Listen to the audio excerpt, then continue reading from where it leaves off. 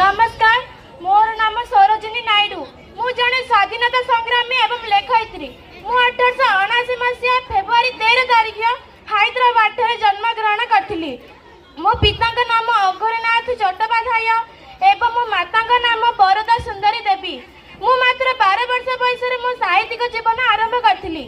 मु महात्मा गांधी असहयोग आंदोलन में योगदान देइथिली। महात्मा गांधी मते विश्वर कोकिल उपाधि मध्य देइथिले। मु भारतर प्रथम महिला भावे भारत जातीय कांग्रेस सभापति मध्य होइथिली। मु प्रथम भारतीय महिला भावे राज्यपाल मध्य होइथिली। मो जन्मदिन को भारतर जातीय महिला दिवस रूपे पालन करा जाय और मते भारतर बुलबुल मध्य कुआ जाय। मोर सबुठार प्रसिद्ध कविताटी हला दि वर्ड ऑफ टाइम। यह 1912 मसीह बहुत प्रसिद्ध होइथिला। समाज रे नारी उन्नति एवं समानता पाई मु नारी शिक्षा एवं नारी मुक्ति आंदोलन आरंभ करथिली। मु हैदराबाद रो जने डॉक्टर गोविंद राजुलु नायडू को विवाह करथिली।